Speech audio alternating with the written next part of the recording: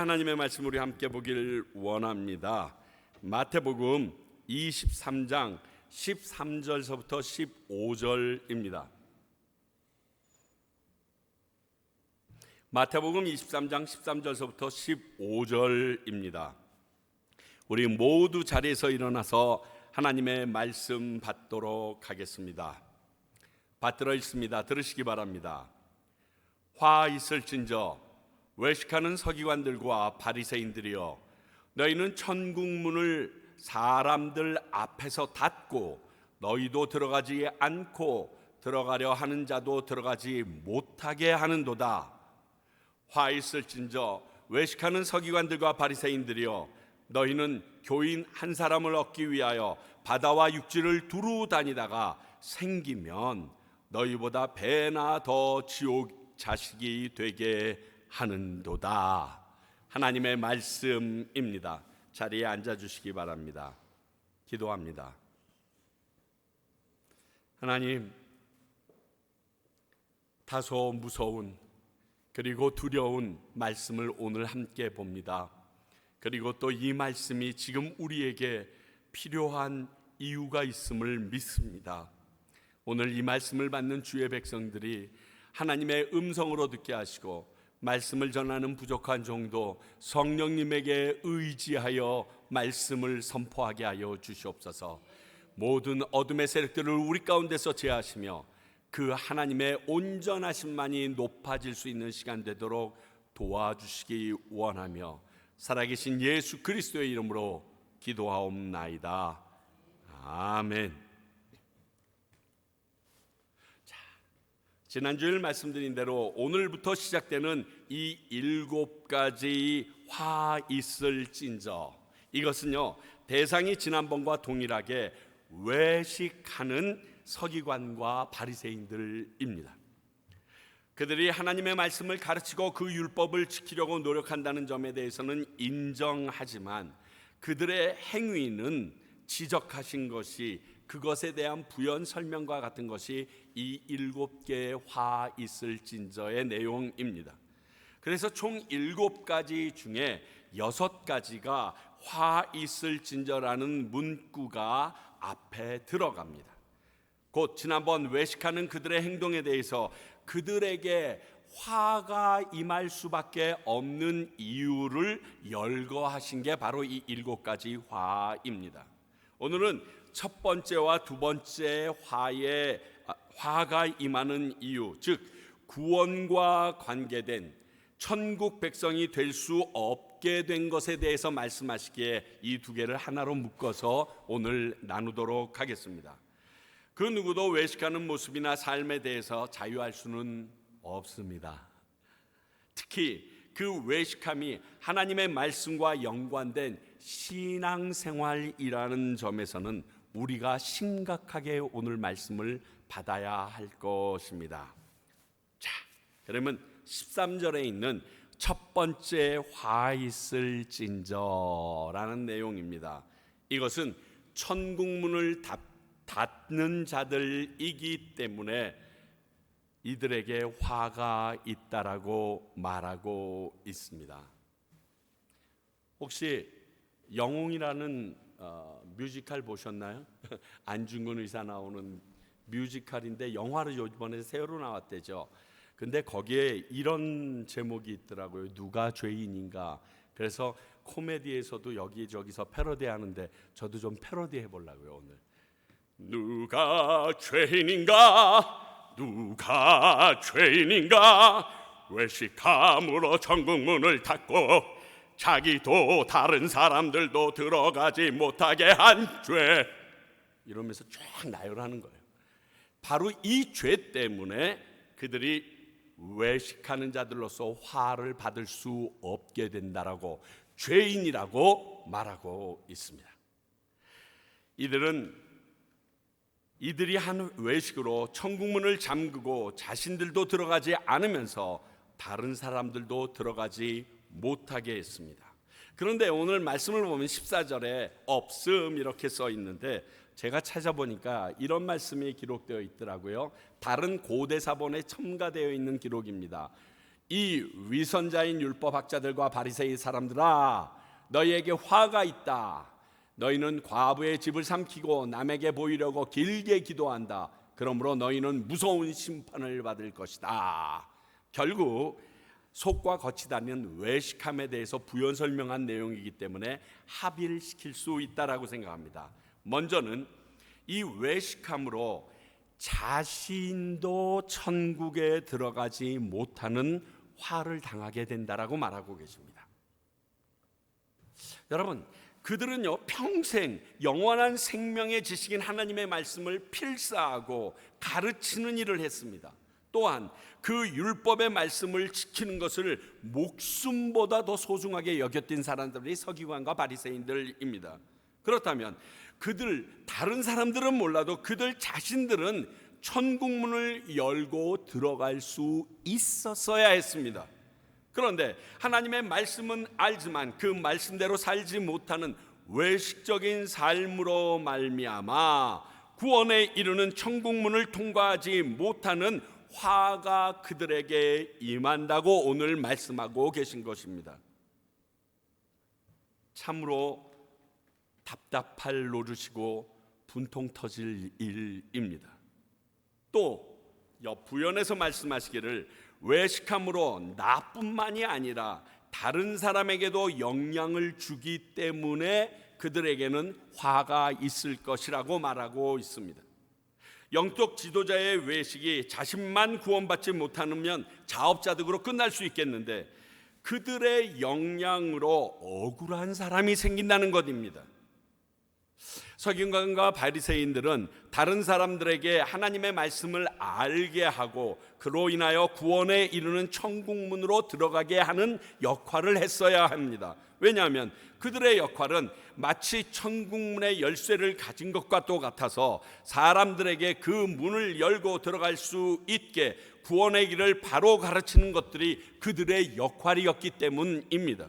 하지만 그들은 자신들도 들어가는 방법을 상실한 채 다른 사람도 그 길이 바른 길인 것처럼 호도해서 자기가 가는 그 길로 가르침으로 그 다른 사람들도 들어갈 수 없도록 천국문을 잠그는 역할을 하게 된 것입니다. 제가 가장 두려운 것이 이 일입니다. 혹시 저는 목사로 여러 성도들에게 말씀을 전하는데 잘못 이끌어서 이런 나는 당연하지만 성도님들까지 나와 함께 말씀을 공부했던 성도님들까지 구원에 이르지 못하게 할까 봐서 그게 정말 두렵고 떨립니다. 분명히 하늘나라에 가면 그것이 명명백백하게 밝혀지겠지만 그런 일이 생길까 봐 두렵습니다.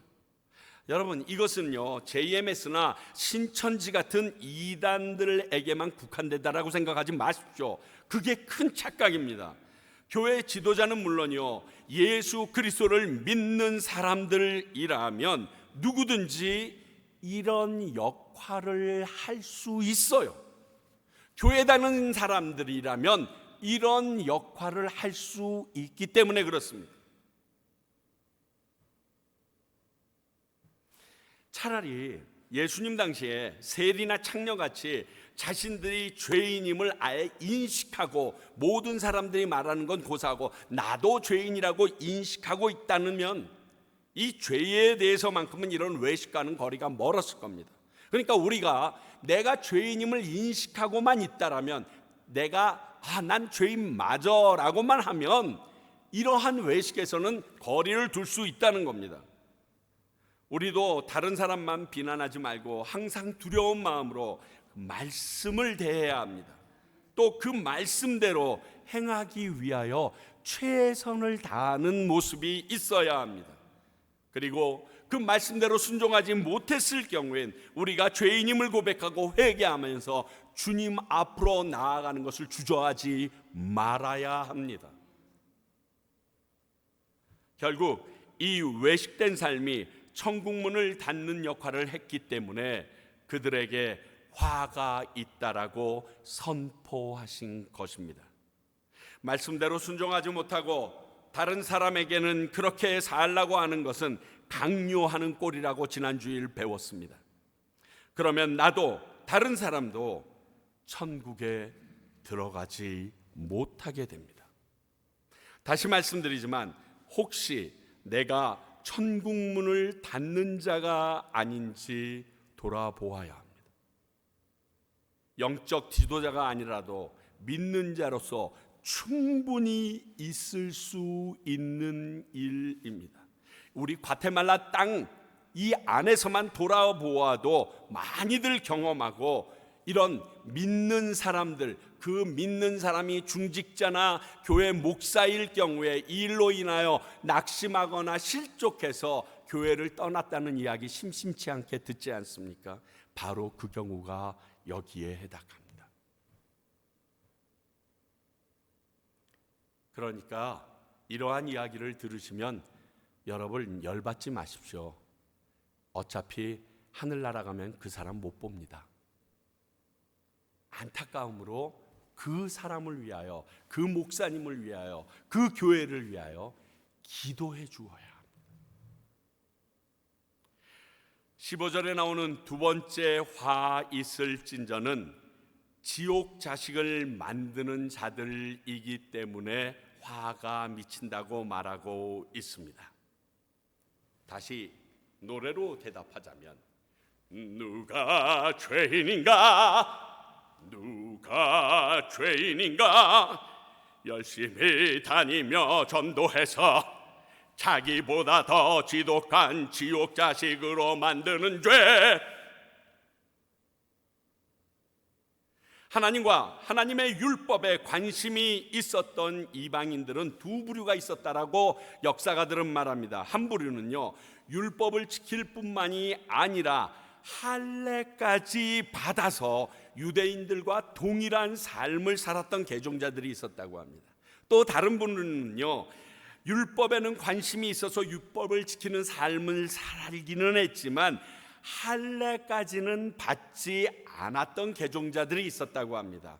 그런데 오늘 본문에 나오는 그들이라고 말하는 사람들은 바로 할례까지 받아서 개종했던 전반부에 있는 유대인으로 온전하게 개종했던 사람들을 이야기합니다. 이렇게 하나님을 알도록 유대인으로 개종시킨 이들을 자기들보다 더한 외식하는 자로 만들어버렸다는 의미가 오늘 이 화 있을진저 두 번째 이유입니다. 사랑하는 성도 여러분, 하나님에 대한 열심이 다 좋은 결과를 주는 것은 아닙니다. 유대인들은요, 이방인들을 사람 취급하지 않았지만 하나님과 율법에 관심이 있는 이방인들을 적극적으로 받아들였습니다. 유대인 백성들이 바벨론에서 포로 생활할 때 회당 제도가 생겼습니다. 그래서 어느 곳 유대인들이 가서 있는 그 디아스포라 유대인들이 있는 곳마다 10가정이 넘으면 회당이 생기곤 했었습니다. 그런 게 우리가 아는 것처럼 에베소 지역에 갔을 때 그들은 회당을 찾지 못했다는 것은 모여진 사람들이 아직 10가정 정도도 되지 않았다는 의미가 되기도 합니다. 어찌하였든 그들이 이 회당에 모여서 하나님의 율법인 말씀도 배우고 유일하신 하나님을 섬기는 것도 보고 이방인들 중에서 관심 있는 사람들이 그것을 보고 있었습니다. 야, 저게 뭘까? 저 하나님은 누구일까? 저들이 배우고 있는 저 말씀은 과연 어떤 내용일까? 특히 오순절 성령님이 임하신 이후에는 더 많은 사람들이 유대인들의 종교에 관심을 갖게 되었다고 우린 출애굽기를 통해서 보았습니다. 그래서 서기관들과 바리새인들은 유대교로 개종자를 한 사람이라도 더 만들기 위해서 수단과 방법을 가리지 않고 혼신의 힘을 다해서 전도했습니다. 그 결과 많은 사람들이 개종하여 하나님의 백성이 되고자 나왔습니다. 그런데 예수님은 이런 노력을 한 이들에게 화 있을진저라고 지금 꾸짖고 있습니다. 잘못했다는 것입니다. 틀렸다는 것입니다. 그렇습니다. 열심보다 더 중요한 것은 방향입니다. 성경에 근거한 방향이 설정되었어야 했습니다. 내 마음과 내 생각과 내가 바르다고 생각하는 방향이 아니라 하나님이 원하시는 뜻과 방향으로 설정되어 있었어야 합니다. 방향이 잘못되었기 때문에 더 열심히 달리면 더 빨리 지옥의 자식이 되는 수밖에 없었던 거예요. 안타깝죠. 글로 가면 안 되는데, 야, 그쪽은 절벽이야. 근데 더 빨리 갑니다. 그럼 더 빨리 절벽으로 떨어지죠. 그런 꼴입니다.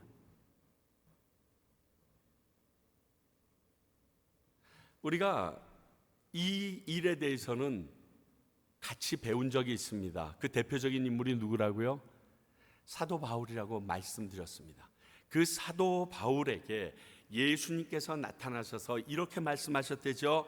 가시 돋친 채찍을 발길로 차면 너만 아플 뿐이다. 제가 좀 편한 말로 바꾼 겁니다.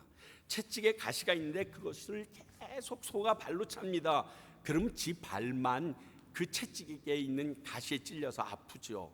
지금 너 하는 일이 그 꼴이다.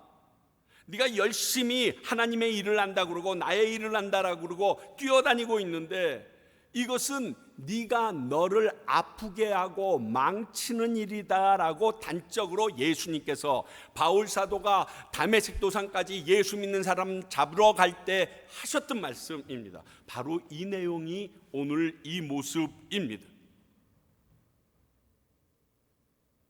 그러니까 잘못 알고 가르치는 것이 더욱 잘못된 길로 이끌어 간다는 것입니다. 이 말은 말씀을 많이 알지 못해서가 아니라 제대로 알지 못해서라는 의미입니다. 그렇게 해서 개종한 사람들을 하나님을 바르게 섬기는 사람으로 만드는 것이 아니라 자기들과 똑같이 외식하는 율법주의자들로 만든다고 하나님이 지적하고 계신 게 오늘 이 두 번째 화입니다. 그렇습니다. 하나님의 뜻을 바르게 분별하고 적용하는 게 아니라 자기들의 신앙을 바르기다고 여기면서 따르는 말씀은 순종하지 않는 사람들로 만들기 때문에 그들을 배나 더 지옥의 자식이 되게 된다고 예수님은 말씀하신 것입니다. 사랑하는 성도 여러분, 말씀을 많이 알고 신앙의 연륜이 많은 것보다 하나님의 말씀을 통하여 하나님의 성품과 뜻을 깨닫고 그 성품을 따라 하나님의 뜻을 세워나가는 것이 훨씬 더 중요합니다. 결과적으로 이런 열심 있는 그들의 전도가 지옥으로 이끄는 일이었다는 겁니다. 기억하십시오. 사람들이 지옥의 자식이 되는 이유는 그들에게 종교적 열심이 없어서가 아닙니다. 방향이 잘못된 열심 때문입니다.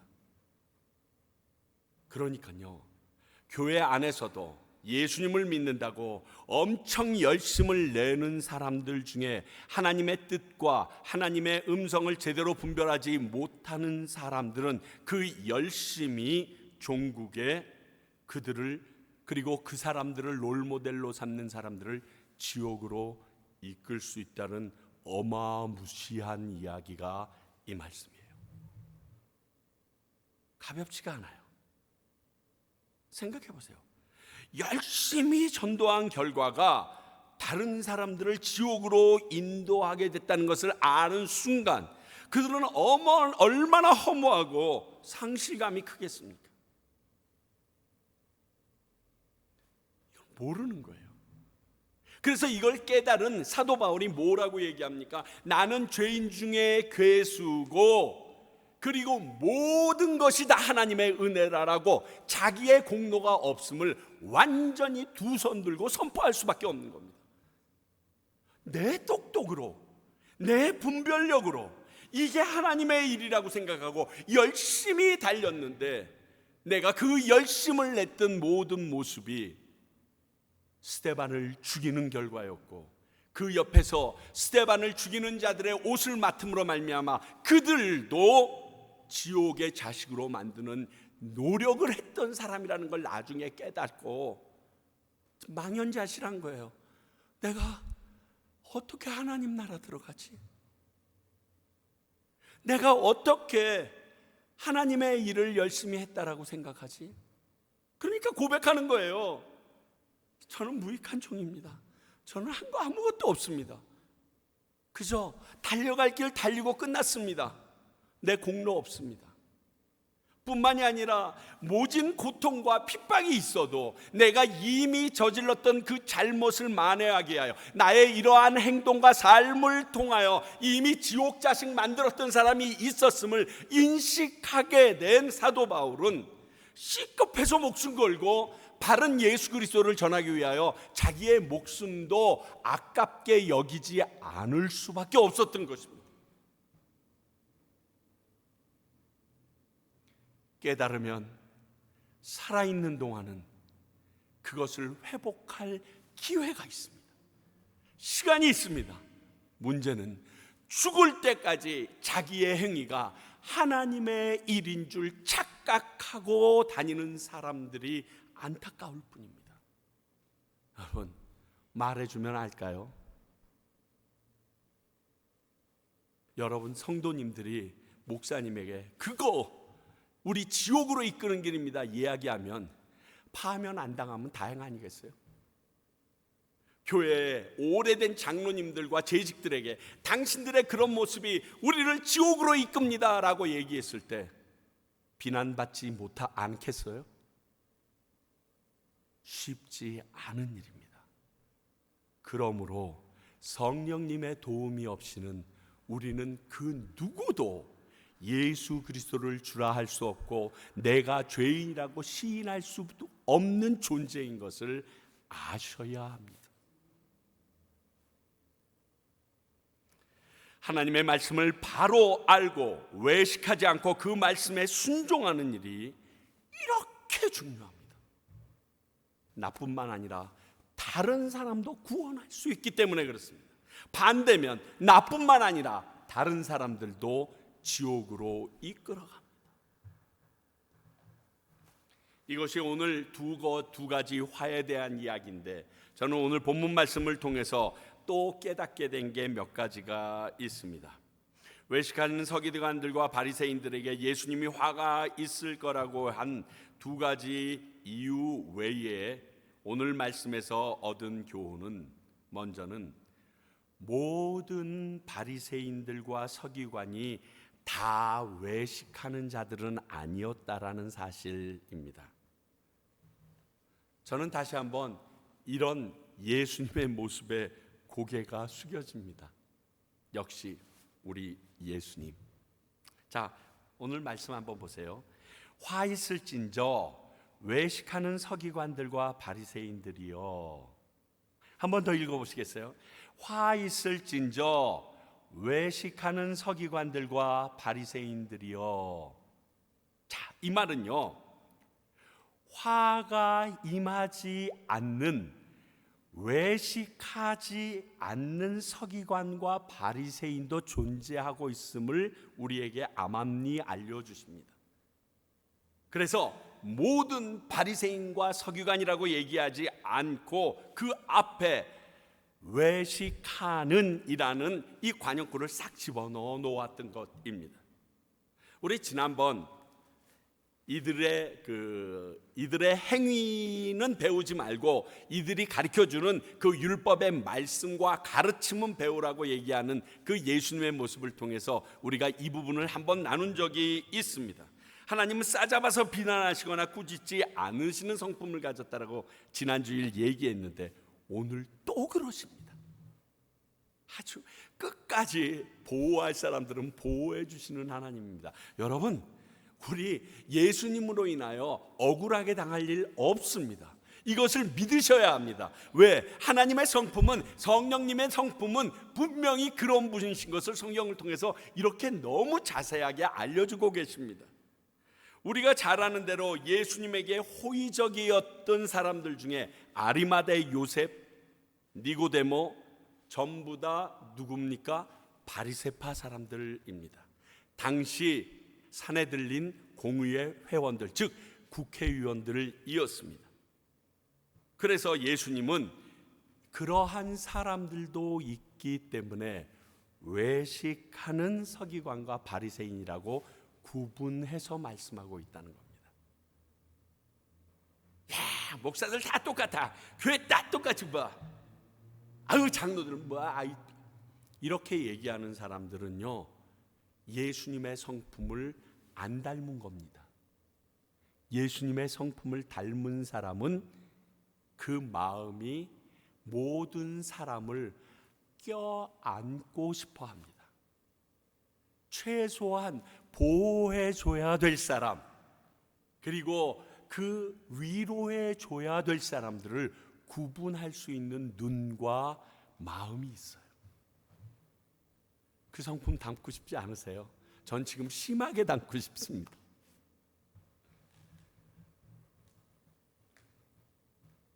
우리도 이처럼 관대하고 넓은 마음을 가지고 바른 신앙생활을 해야 합니다. 그래야 믿지 않는 사람들이 우리도 싸잡아 이야기하지 않습니다.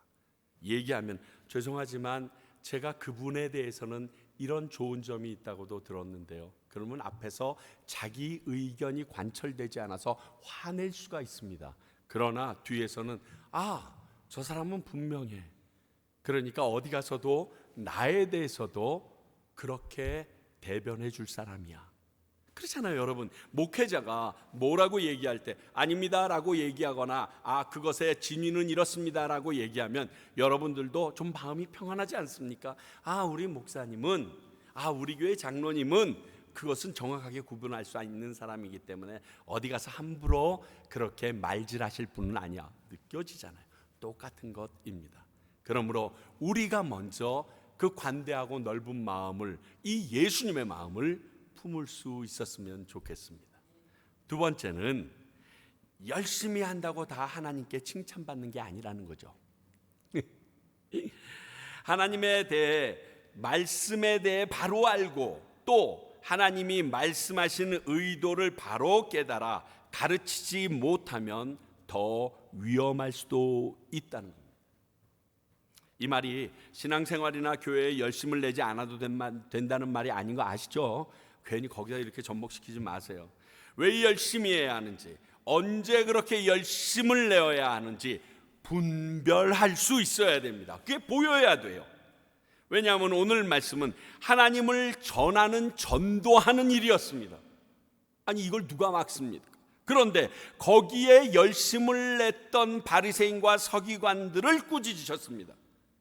그러니까 일의 명목보다 그 일의 내용과 그 내용에 따른 삶이 더 중요한 겁니다. 우리는 이 명목으로 이걸 할 거니까 라고 얘기하는 것보다 그 명목 때문에 속아 넘어가거나 이 명목이라는 것 때문에 다른 사람이 넘어지는 길로 가는 것을 방관할 수 있기 때문에 그 내용을 더 충실하게 갖추기 위해서 그 내용대로 살아내는 순종의 삶이 더 중요한 것이라고 말씀드리는 것입니다. 하시려는 일과 나의 삶에 대한 영적 분별력을 가지셔야 합니다. 안 그러면요, 또 이거랑 같아요. 도적질이나 사기를 치는데 너무 열심을 내. 나쁜 거죠. 그러므로 그 분별력을 가질 수 있는 판단은 성경이 근거가 돼야 됩니다. 하나님의 말씀이 근거가 돼야 돼요. 그리고 예수 그리스도의 삶이 근거가 돼야 돼요. 옆에 괜찮은 사람, 그리고 우리 목사가 여러분들의 분별이 그 근거가 돼서는 안 됩니다.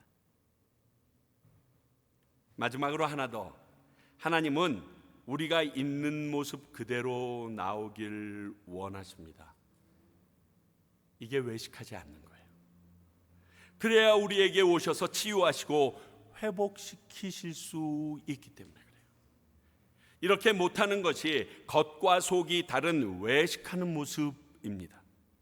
이 외식하는 모습에 다른 사람들은 다 속아도요, 그 모습이 바른 줄 알고 또 따르기에 하나님께 죄 용서받을 기회조차 상실하게 되는 것입니다. 그 죄로 인해서 그들은 구원받지 못하게 됩니다. 하나님 앞에 나올 때 이런 외식하는 것은 다 쓸데없는 노력입니다. 왜냐하면 그분은 우리의 마음과 생각까지 모든 것을 다 알고 계신 분입니다. 그러니까 괜히 열심히 꾸미려고 하지 마세요. 여러분, 집에 들어가면 화장 왜 지웁니까? 알거든. 내 남편은, 내 자식은 내 본바탕을 알거든. 그거 그냥 계속 변장시킬 수는 없거든. 누구는 그럽니다. 결혼하고 뭐 몇 개월 동안 서로 방귀도 트지 않았고 화장도 잠잘 때 몰래 나와서 지웠고 있죠. 한 1년, 2년 지나면 다 말짱황이에요. 다 알아요. 놀라죠. 이게 내 부인이었는다. 아, 이런 사람이 내 남편이었냐. 깜짝깜짝 놀라죠. 그렇게 나오면 됩니다.